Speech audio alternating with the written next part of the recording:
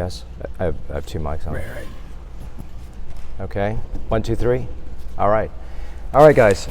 So guess what? You're hearing a topic you've heard before, and I'm good with that. So as you heard, the trend right now is FUE.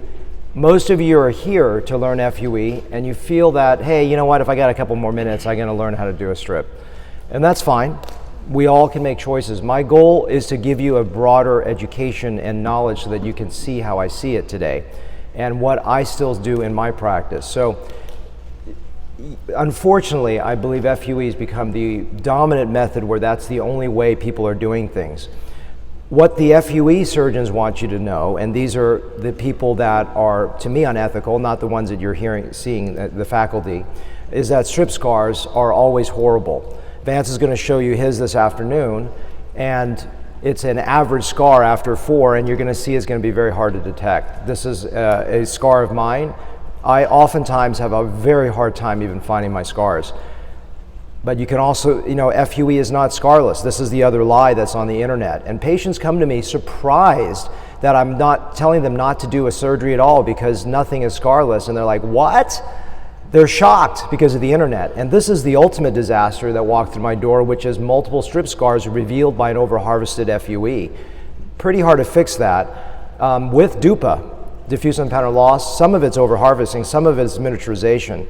This is very hard to fix. And guess what? He was never offered medical therapy. Is that disgusting?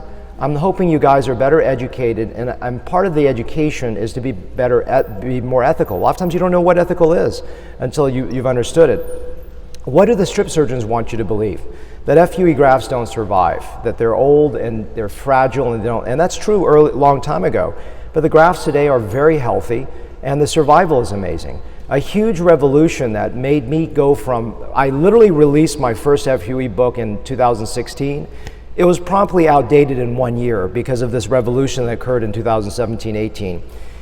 Basically, what is this revolution? It is the concept of moving away from sharp and dull and having to decide and making it what's called a hybrid, which means that there's a sharp edge on the outside so that you can easily cut the graft, and a dull facing inside so that you get a very clean harvest. And instead of high velocity rotation, it's a gentle oscillation so the grafts don't have torsional heat injury as it goes down.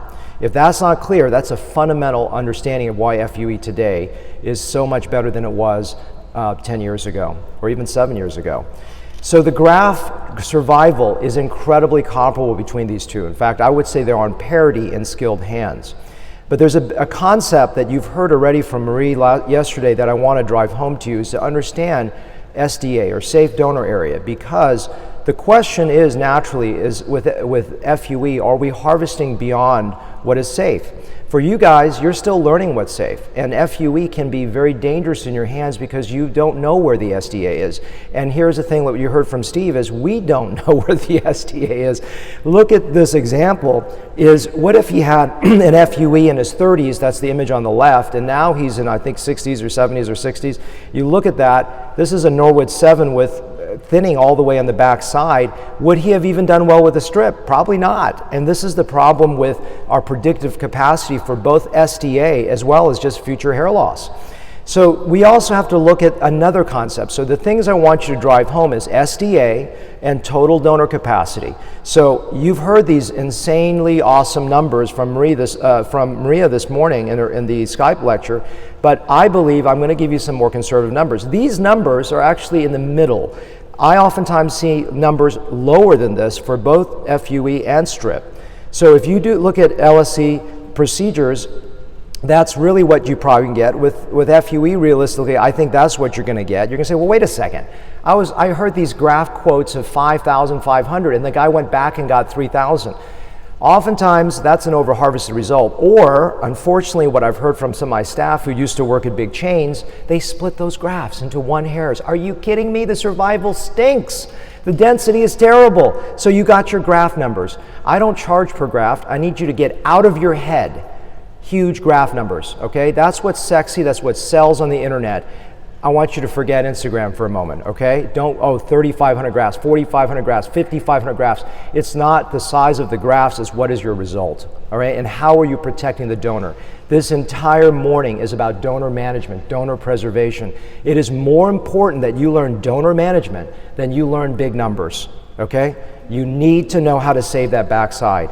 So these numbers to me are even on the high end, but they could be on the low end. They're in the middle range. It doesn't matter. These numbers are a bit arbitrary, but I'm here to explain to you the concept of total donor capacity and donor preservation, which you're going to hear in multiple lectures. That's not mine. This is the first of many. So if you take beard and body, you say, well, wait a second, Sam, I just heard a lecture, I did 4,000 grafts of beard, etc. Look, that is on the very, very high end, okay? We need to start, this is the only slide I want you to remember in the entire course, all right? This is what I see every week walking through my office is a destroyed life. What they don't tell you is, okay, the strip leaves these horrible scars. You can fix a bad strip scar for the most part, not always, but you can fix it with beard FUE, you can fix it with FUE, you can fix it with another strip, but you can't fix this, okay? Well, I can do some SMP. No, listen, you're salvaging a life. You're barely making that person back to humanity. This is what I want you to learn from the entire lecture. This whole weekend, this is it. Don't commit this crime, don't commit this sin against humanity, because this is going to lead to a crippled individual. You do a facelift on a 30-year-old, fine. Unless it's bad, but you do do this, you can't exit on this, okay? There's no exits on this. So there's a role for both FUE and LSC. And so where are some basic principles? So high shingle, I have high shingle. It means my hairs stick out like this, okay? That means you're gonna see a strip scar. I'm not a good strip candidate for doing my work, especially because I wear my hair this short. So short hair, high shingle, low curl, low density. Hey, that sounds like me, high contrast. Well, I'm not younger. So I've got all these things that are there. But if you've got a person that has high curl, low shingle, high density, you know, I've got a 65-year-old Norwood 6, white hair coming down, I don't even, you know, there's no way I even entertain the concept of FUE for that person. Is it wrong to do FUE? No, but there are better ways. I mean, you're going to hear a slide about that. So who are ideal LSC candidates? So women, to me, make a lot of sense because I don't have to shave it. I don't have to worry about taking a window. I don't have to worry about doing a very long procedure of a non-shave or a pre-cut long shave or or just a long hair transplant. I don't have to worry about density reduction. I can do this very, very easily with a strip. So for women, I'm 100% strip. I just don't understand FUE in my hands. Does it mean that someone else doing FUE for a woman is wrong? It's just, for me, it makes the most sense. Extensive baldness, why is that? The two concepts I presented to you, SDA, total donor capacity, to me, it's the safest thing because here's the problem. It's not the size of the crown, which is part of the problem, it's the future size of the crown. You're gonna hear that lecture from me, which is that crown is getting bigger and bigger, pi r squared. If you remember Steve's lecture about graft calculation, those numbers are scary. If you really understand that to try to hit a crown this big is a big tackle issue. This small, okay, but that small crown becomes a big crown. And now you have those grafts taken away, you don't have the total donor capacity, your SDA is compromised. So the way I look at every patient walking through my door is on a spectrum. The easiest, to be honest with you, is an FUE or a strip. I look at this, I go, you're strip only, sorry, non-negotiable. You're FUE, sorry, non-negotiable. But that middle gray zone is where patients walk out confused because I offer both. But when they're leaning towards strip, I tell them, look, these are the reasons I'm leaning towards strip. If you're leaning toward FUE, these are the reasons I'm leaning toward FUE. Are all crowns just immediately going to go to a strip? No, actually I'm going to offer some sophisticated ideas of when I think FUE is better for crowns. And I'm going to talk about that in my crown lecture. But understand that this is a spectrum. And if you start to have a more sophisticated understanding and approach toward patients, you're going to offer the better procedure for the patient based on a lot of criteria. So some clinical examples of FUE versus of LSC.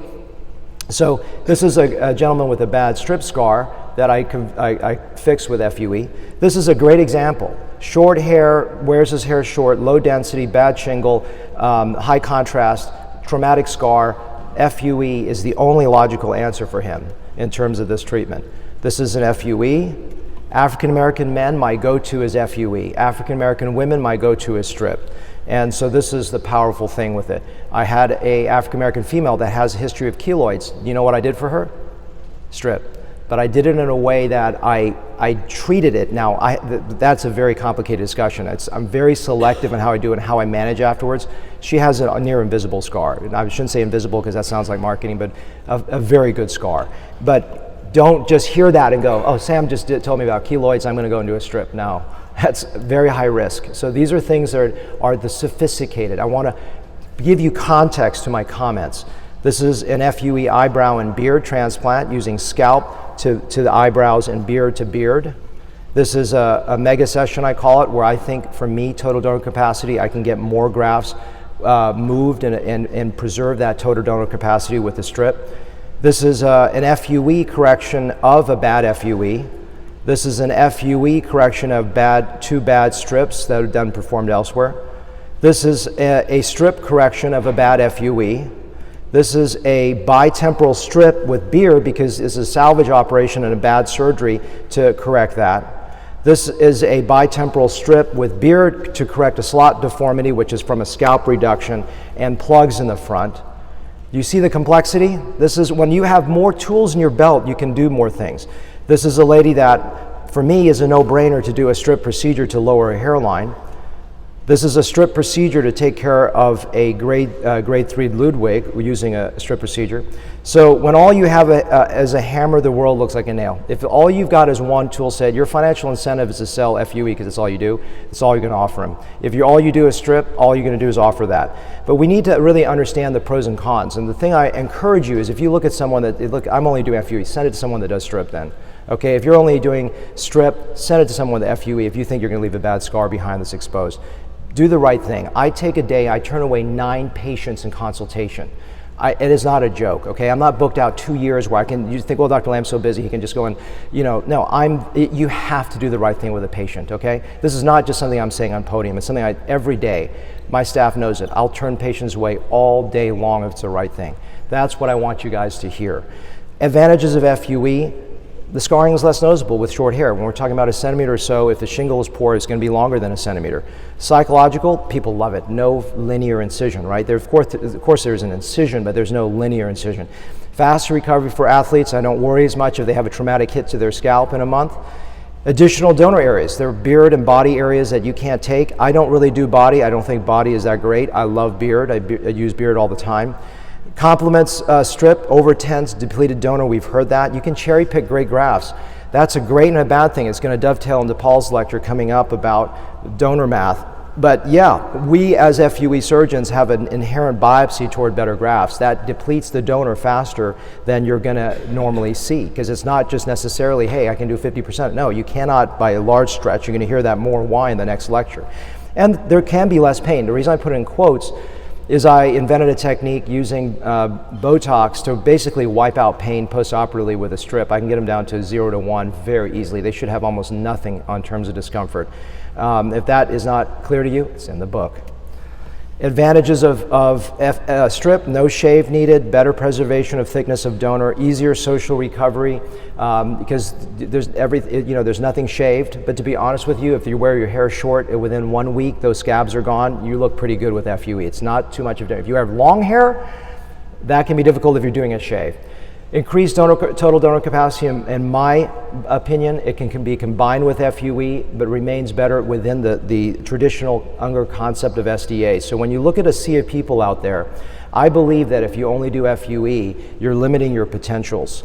So the summary is understand the pros and cons of both. Nothing is perfect. Strip is not perfect. FUE is not perfect. Neither one is perfect, but don't market and oversell and overhype. Understand these concepts, total donor capacity. The whole morning is about donor preservation. This entire next few lectures is on what I'm just talking about. Again, you need to hear something 10 times. When I talk to a patient, I talk about the negatives 10 times until they're bleeding in their eyes because I want them to know the negatives. And then every time I see them post-operatively, I talk about the negatives. That's what I'm telling you guys about. I'm talking about the negatives. Global thinning are drawbacks with FUE. You need to be, every time why do I harvest? Not only is it ethical and legal, but I am focused on not over harvesting. Every single one I harvest, I'm thinking, am I going to over harvest this patient? And that's why you need to think not big numbers, but big preservation. Women, older people, white, extensive baldness, prior strip, reconstructive, I think this is going to be a lost art form if we lose our LSC skills, and I'm not going to allow it to happen on my watch. So at this course, I'm teaching both. If you think it's a dinosaur, you may be missing something. A great surgeon should have more options in his or her tool belt. FUE cannot solve everything. And I don't think the future is up to the patient. I don't think the future is up to Instagram. I think it's up to you. That's it.